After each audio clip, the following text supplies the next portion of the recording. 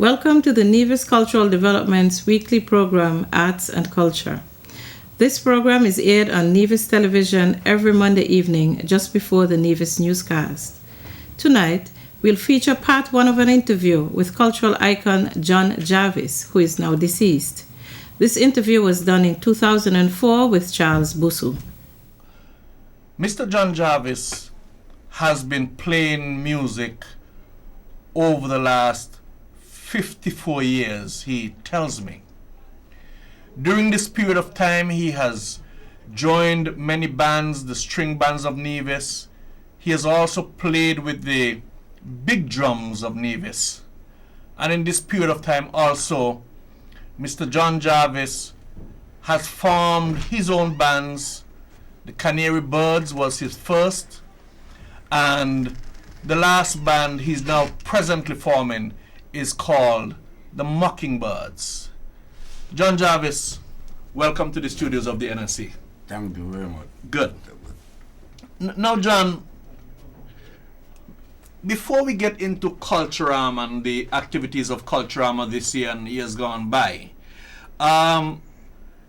what kind of festival did we have before Culturama started in 1974? What do you remember of the type of festivals we had before Culturama?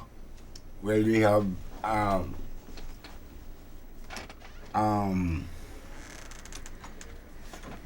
Carnival.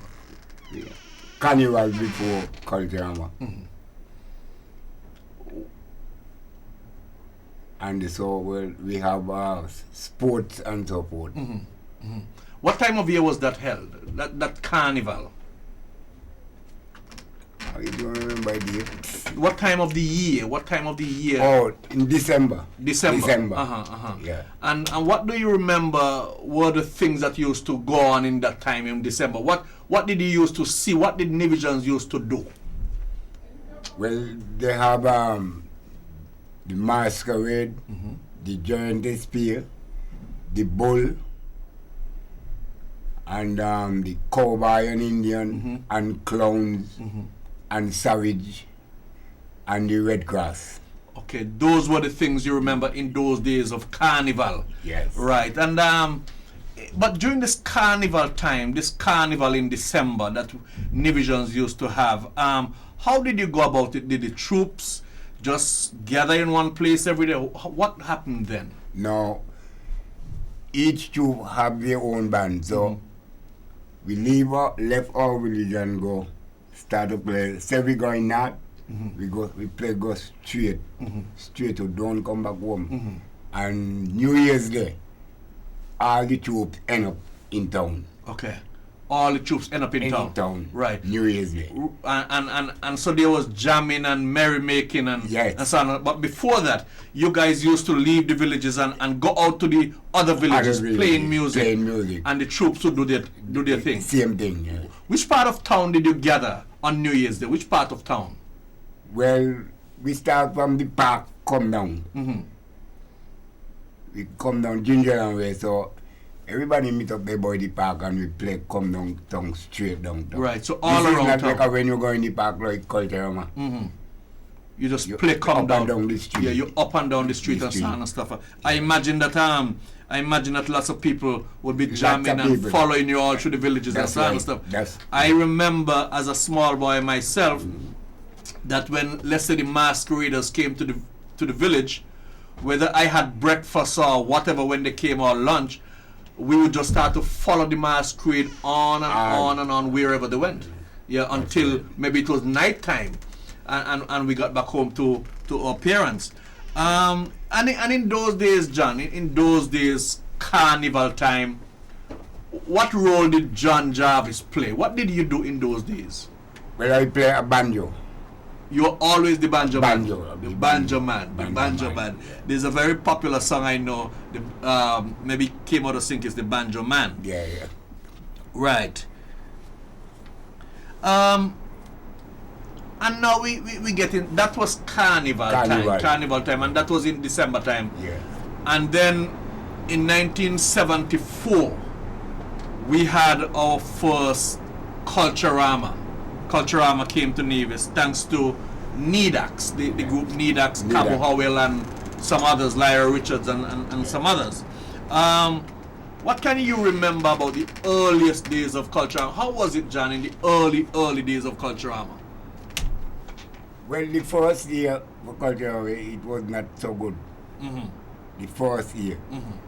Because only couple troops and so turn up. But and then the second year, it was very good. A lot of troops and so forth. Right, lots of troops and so on. Were these troops made up only of school children? No. Uh-huh. Adults And children. only maybe you get a school troop. But the better part is adults. From that second year, yes, from that second year and stuff. Right. Yeah. And where was it first held? Where was Culturama? Tell us where Culturama was first held, as you remember. Well, I remember Culturama was first held at the park, Grove Park. Right.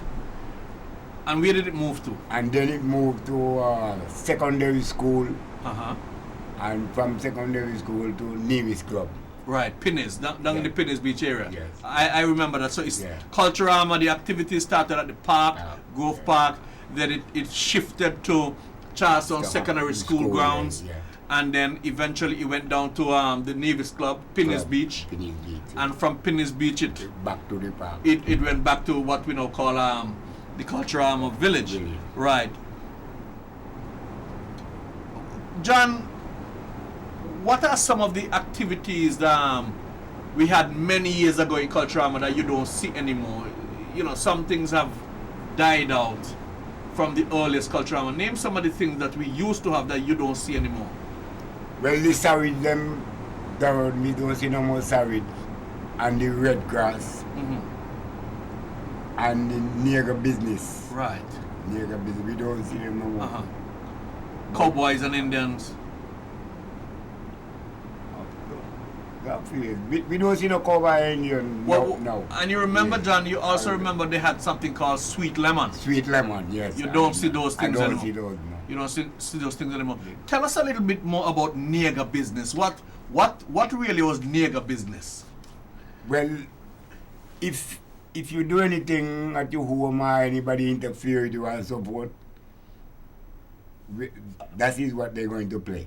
I mean, at the end of the year or during Culturama. Yeah. Anything you do, they just watch you and then they play it. Right. If they see you bang your girlfriend or your wife or anything, they play it. Right. That was nigger business. So that was a joke. Yeah, that was like fun. So whatever we did during the year. Yeah.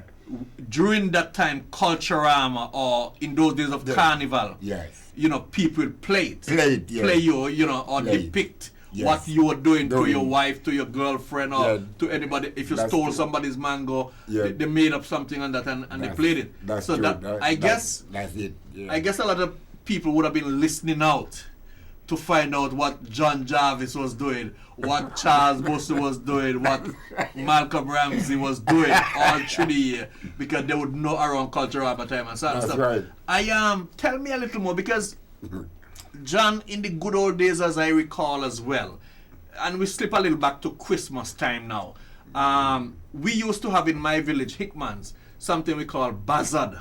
Yes. Buzzard. Yes. Tell us, what was Buzzard? Well, you go buzzard in maybe a month before Christmas. From house to house? From house to house. You could have an old pan knocking, you know. That time some big fellas didn't know nothing about instrument yet. So there's an oil pan and a stick and a piece of tinning. Piece of pipe. Yeah. Blowing up and up from house to house. Making music, making merry. And busting rhymes and sound and stuff. Right. People, yes. Right. Yeah. Right. I remember something like some guys came to our house and said something like pink and blue, come and see what love can do. And all these kind of things used to happen in those days when we buzzed in and sang. And I remember also that when we went from house to house, buzzarding, and this must be a new word for some of the younger people, or sagwa we used to call it. Sagwa, yes. Right, yes. Sagwa, buzzard, every area had a different name for it really.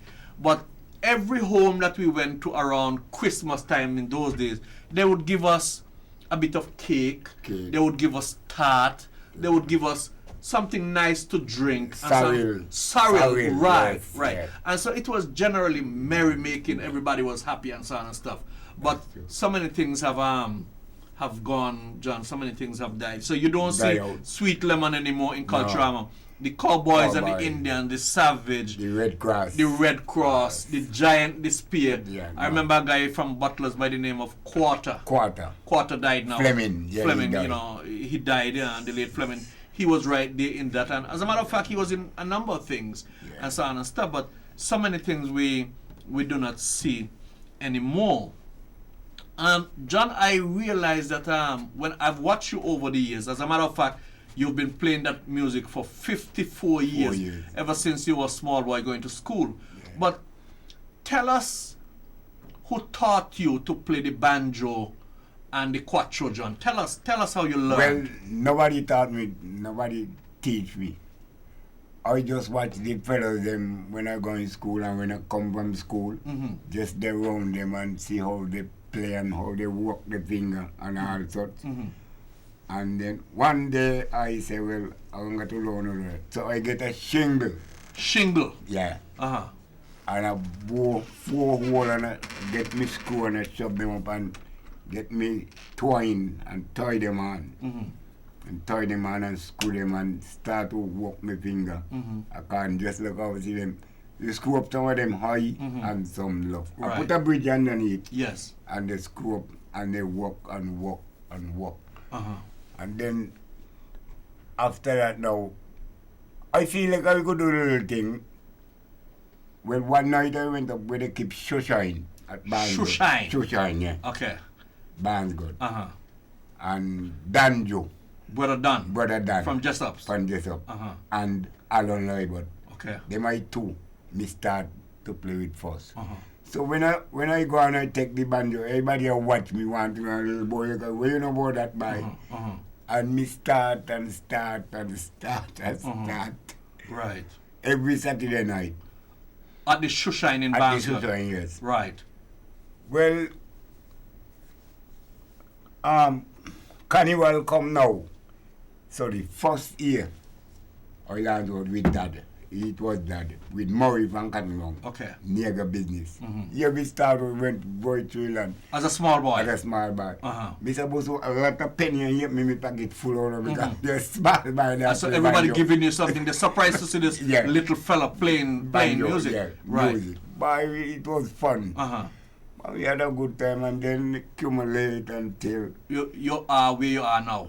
But you mentioned Shoshine. Yeah. I am curious because you mentioned 2 things there. You made your first banjo or quattro out of a shingle. Yeah. I think the young people need to know that many years ago, before we had these type of shingle that we have on the house, we used to have our houses were made of had that shingle out of wood, Wallowa shingle or some other kind of pitch pine shingle or different kinds of shingle, but it was wooden. And so you took that piece of wooden shingle and you made your own instrument. And you started playing. That's right. Because we want people to understand where we're coming from, that shingle. Yeah. Right. And you mentioned every Saturday night Shoshine was held in Barnsgood. It's the first time I'm hearing an activity called Shoshine. What was Shoshine? What was Shoshine? Dance. You have a big tent, a big long tent. And they were charging 6 pence to go in. Everybody who want to go in and dance, 6 pence. Every Saturday night? Every Saturday night. And you go in and you dance, you have your fun till you're ready to leave. Right. So it was a place where everybody got together, whoever wanted to come, pay their 6 pence. Yeah. And you go in and you dance. And Brother Dan and some others. Easy Piper.